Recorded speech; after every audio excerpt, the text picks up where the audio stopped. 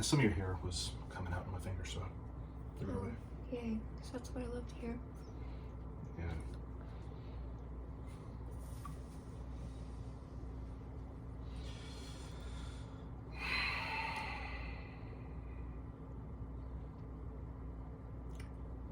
So what we're witnessing right now is the difficulty in taking, difficult in eating and in taking medication. Her mouth has either from mouth sores from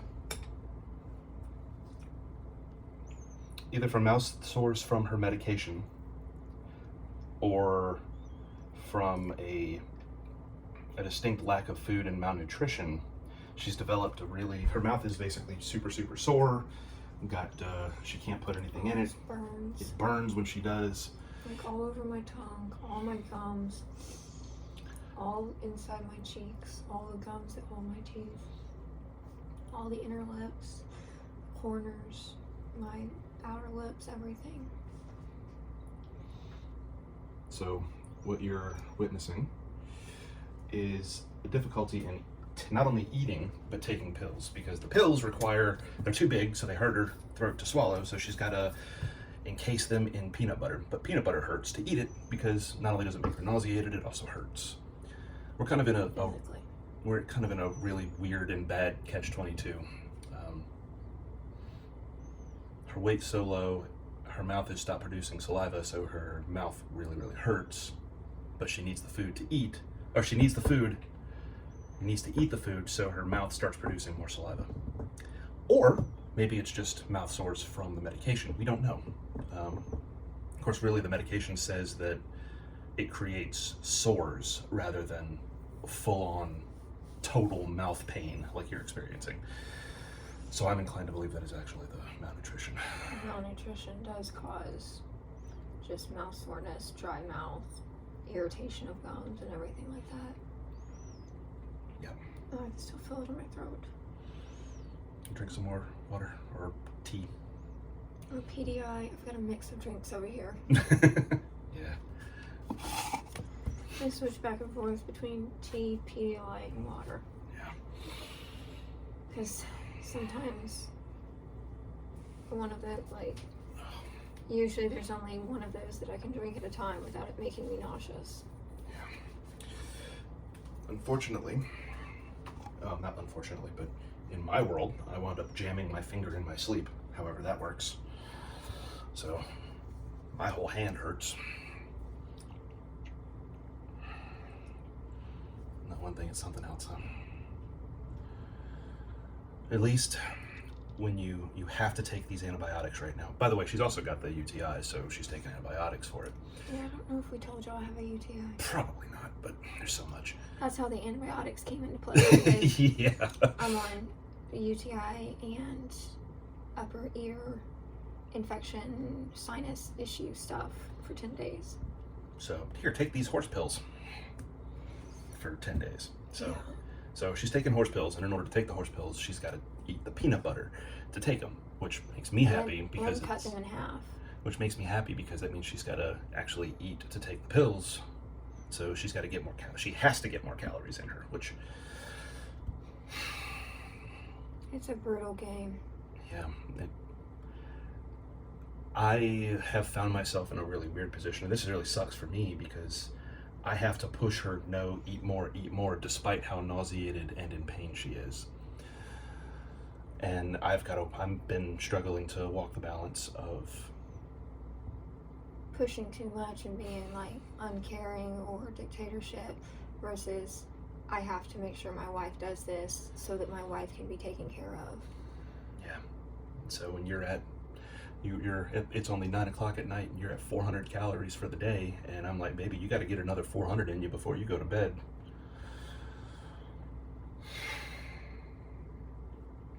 I have to push. I still feel it in my throat, which is why I know I can't take the other one yet. No, just give it some time. You've got a little while. It makes this thing of just swallowing pills that should be a 10-second thing in our life turn into an hour-long ordeal or longer.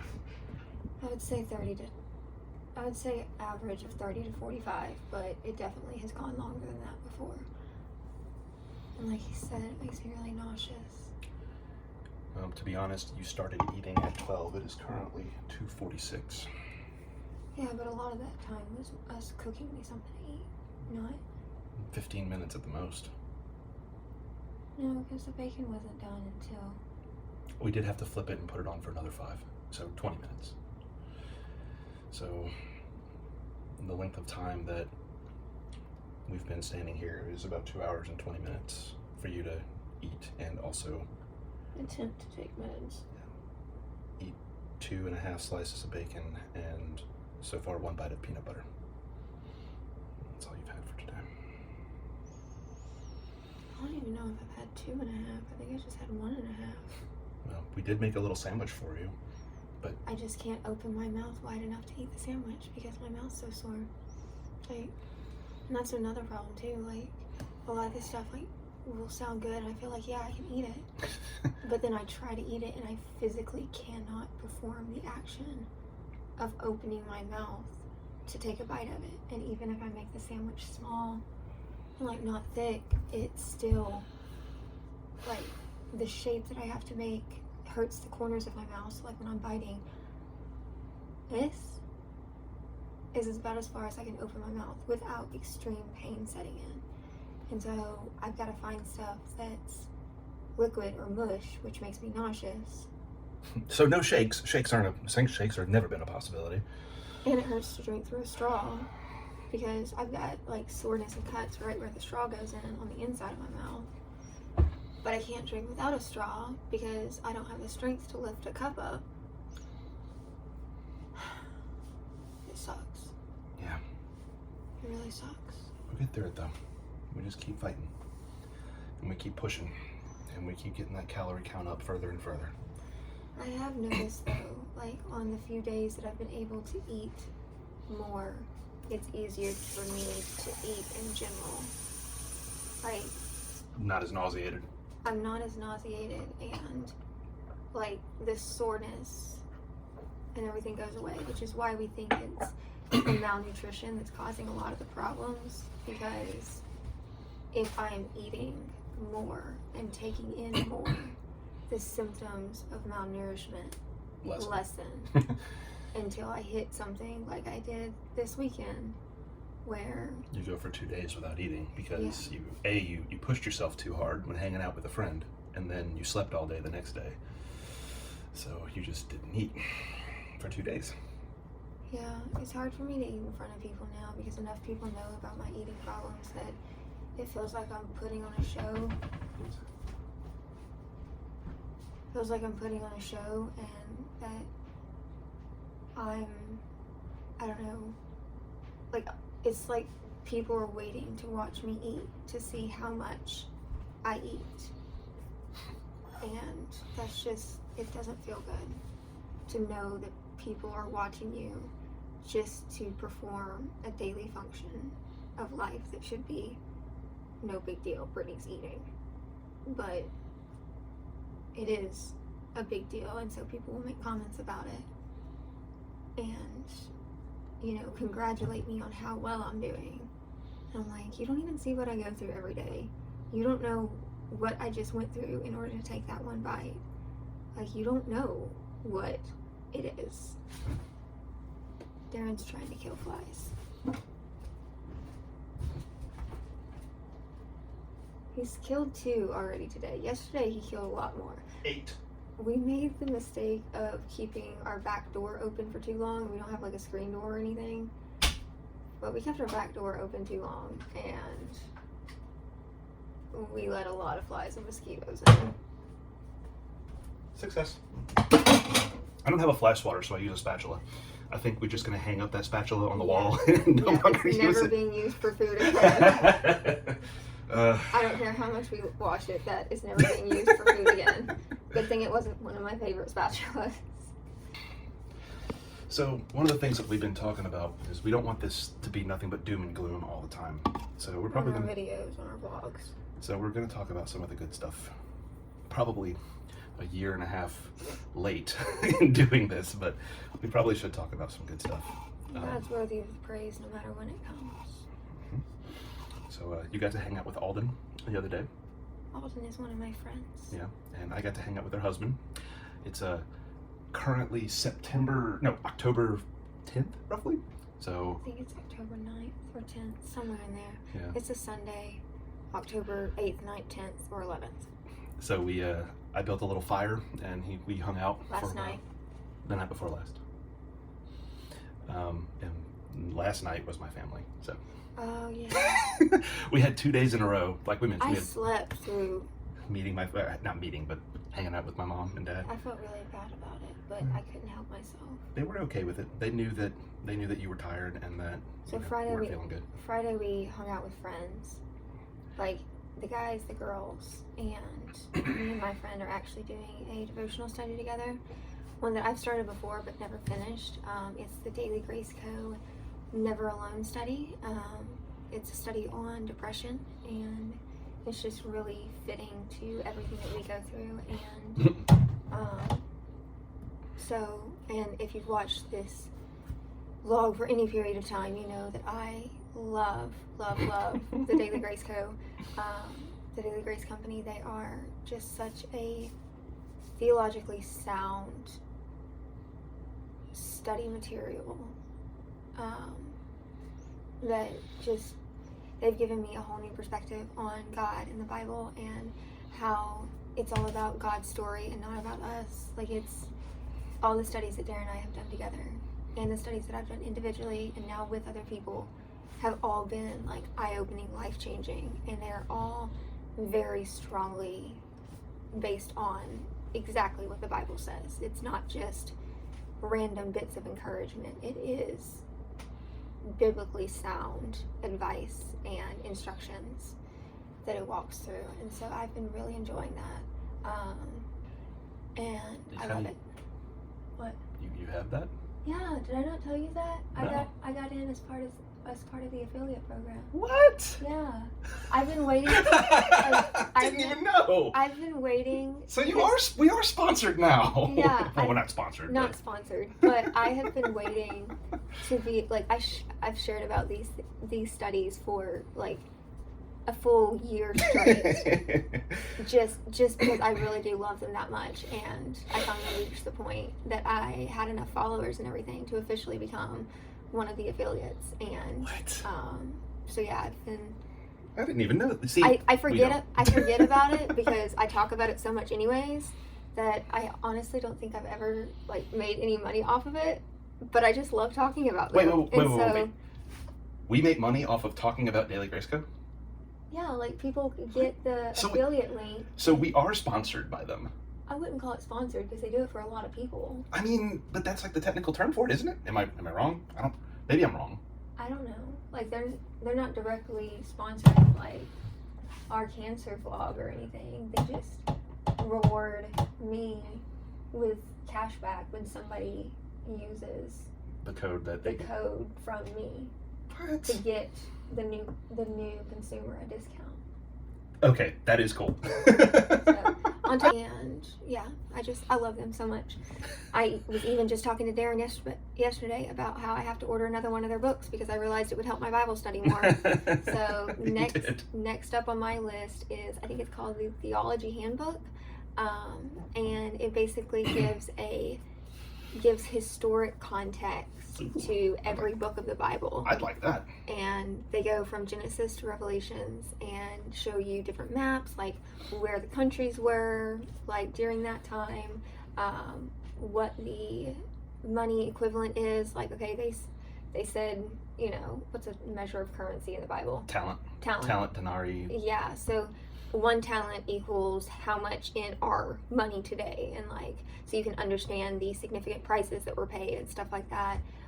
Talks about the authors and like what the author was going through when they wrote that book of the Bible, and how it affects the way that book of the Bible was written, and who is the audience to that book of the Bible, how are they talking to these people, like what's their primary mode of communication, like all of these things, so that you can understand the context of what is being written, so you get better understanding of what you're reading and what it actually truly means, not drawing your own conclusions.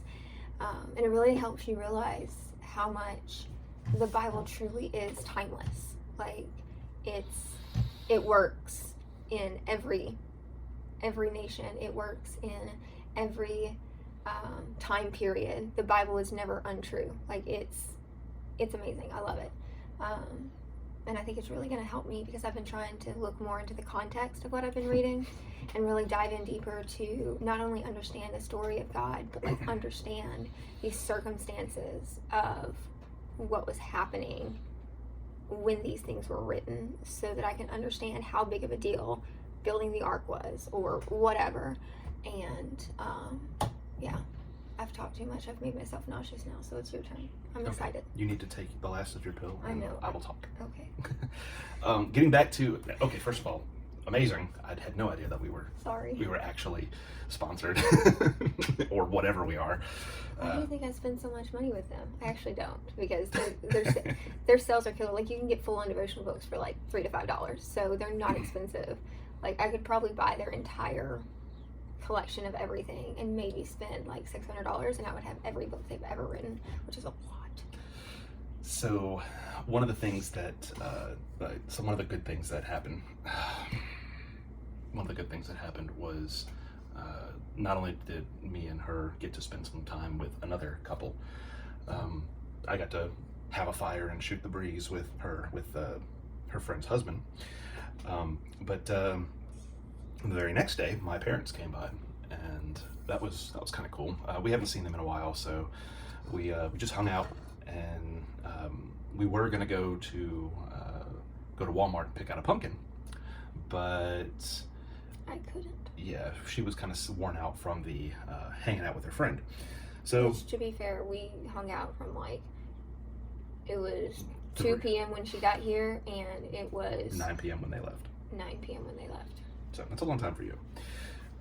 But to be talking the whole time, like, because I don't expend that type of energy very much anymore, and so it really took a toll on me.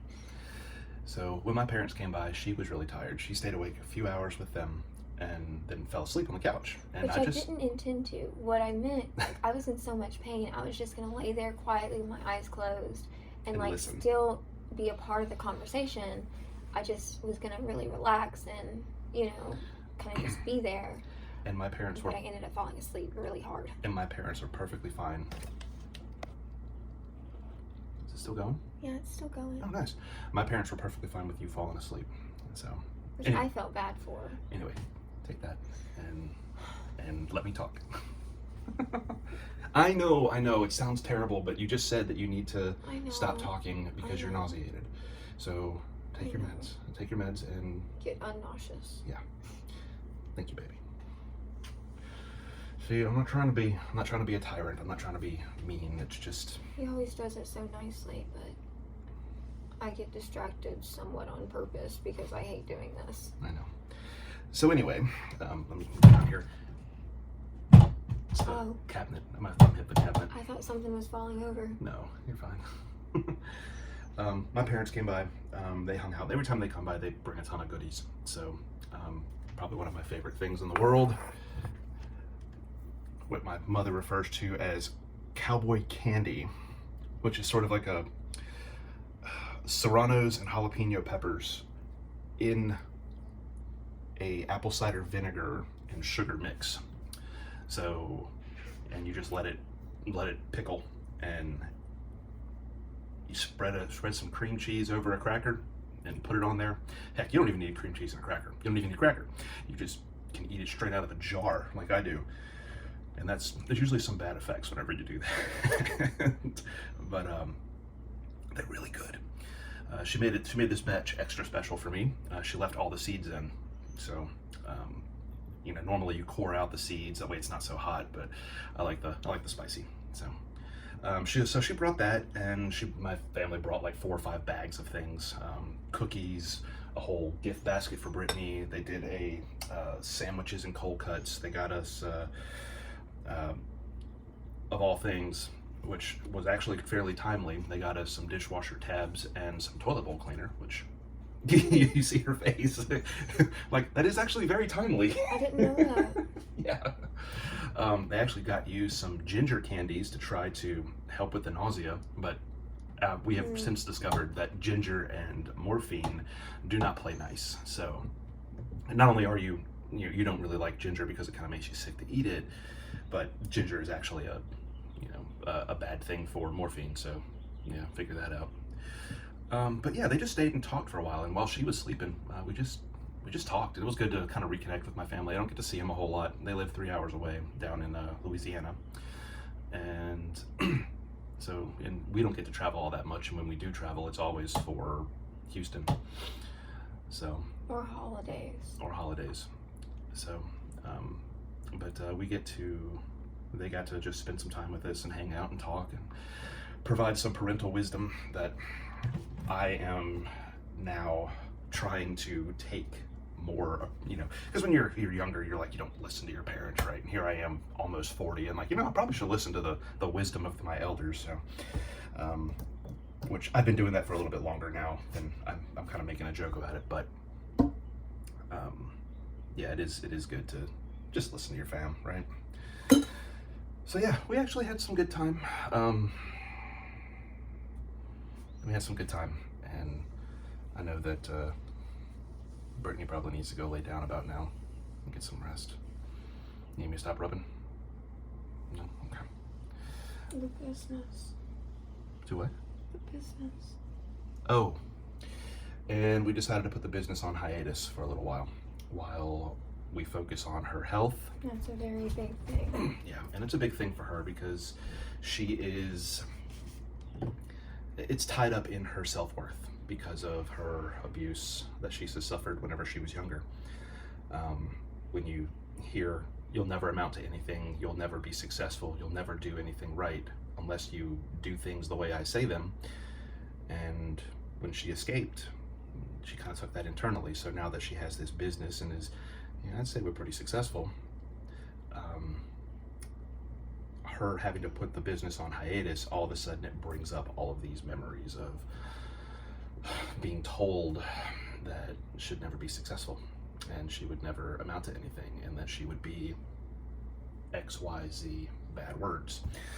So we're trying to work through that, and I think one of the most important things that your therapist has told you, and I kind of agree with, how about being successful in literally surviving stage 4 cancer? That is success. That is immense success considering what you're going through and the struggle that you have. Success is literally being able to choke down your pills with peanut butter, for crying out loud. So I think that there is some definite truth there that she's still struggling with and fighting with. And I still want to go back to the business though. And so do I. I think we have a great amount of potential. I think we have a really big, we have immense potential considering the market and the way things went. It's just the amount of work that she's plugged in is too much for her to handle with her illness, because she likes to put her hands on every finished product before she hands it to a client, and that's because of OCD, because of perfectionism, because of the way that I was raised, and it being one of my coping mechanisms. So she's having to learn to back off completely, and we've got to set up the systems in place to be able to do that with the business. And if we don't, then I'll end up in a situation of burnout over and over again, which I don't want to keep on doing. Which is where we're at right now. Not necessarily burnout, but you're so exhausted and so tired that you sit there falling asleep at your computer after only working for an hour and getting nothing done. So right now, we went on hiatus. We shut the doors, and we are literally focusing on her health and getting her back to eating and getting her back to a sound mental space before we even touch the business again. And Our when goal we do, is to have it, to take basically a month off and just pause services for everybody. I think it's going to be closer to 2 months or 3, but I would love to shoot for a month. But whenever we do get you feeling better, the next step is to is to put those systems in place to be able to pull you out of having to touch every single thing before we send it off to a client. And then once we have those systems in place, then we can start back up and rock and roll. I think that, I mean, I know I've mentioned this to you before, but I think that 1 month is a good starting point, but I don't think that it'll be 1 month. I think that it'll be 2 or 3. I think that we're gonna fight with your health a lot harder than we anticipate. Because every time you make an assumption about the business, it's always a lot sooner than what you think. You know what I mean? Yeah. And the amount of energy you think that you spend on doing stuff is vastly different than what you actually spend, you know? Which is kind of how we got into this situation to begin with. Stuff just takes me longer to do, and I don't realize that it takes me longer to do. Like, the comparison we've used a lot just to help us understand each other and to help explain it to other people is, for me, taking a break to go grab lunch. Lunch could be a couple slices of turkey and a cheese stick, and I go to get that, and I'm not back to my computer for another hour. Darren goes to get that, and he's back to his computer in 30 seconds or less, already finished with his with the cheese stick. with the cheese stick and turkey. Yeah. And so it's my ability to estimate the amount of time it's going to take me to accomplish something Is vastly different than what you actually have. Right. And you know, and the thing is that there's so many other little things attached to it too. Like yes, it takes you an hour to get back to the couch to eat that cheese stick, but after you're done eating it, which takes another 20 minutes because you have to eat so slow, then you get sick and nauseated and you have to lay down for another hour or 2 to get over the nausea. And then whenever you get out of the nausea, you have to make sure that you get up. And when you get up, then you got to use the restroom. And then that could take another 20, 30, 40 minutes. So by the time you get back to your computer, 4 or 5 hours have passed after a simple project that maybe took me 5 minutes. And I know this sounds like I'm being harsh and I'm being mean, but this is the reality. This is just what we have to deal with and the way things go for her. And it's unfortunate, but she's gotten to the point where everything takes her so much energy that she's got no energy for the business, realistically. It's true. And that sucks. That's no way to serve clients appropriately. I want to be able to give them my best, and I overestimate what my best is and underestimate the time that I need to give the best. Speaking of timing, it's been 30 minutes. Do you want to try to eat your sandwich again? Yeah. Or do you want to go lay down first before you do? I really want to lay down because I'm so tired, but I know I need to eat more. What do you think would be better? I don't know. Want to paper, rock, scissors it? I don't know. Why don't we try to take one bite, and then if we, depending on how that feels going down, you can decide whether you want to lay down or continue, okay?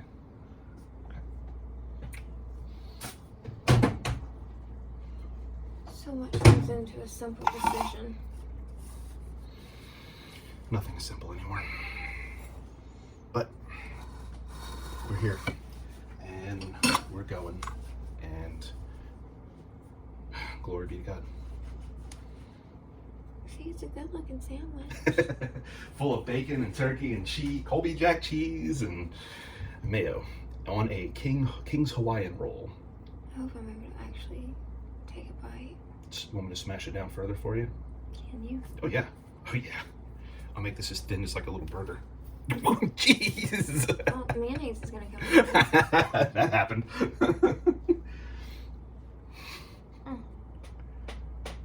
You okay? What happened? That looked like a trolley horse rather than a I need a new kitchen stool. Yeah, it's... And the pegs get stuck. Or not stuck. The pegs, there's no more cushion left on the cushion. And so it's like sitting, I can feel where the legs go into the peg. And it went right into my sciatic on my hip. And it really hurt. Yeah, we should probably cut the video. We will talk later. Yeah.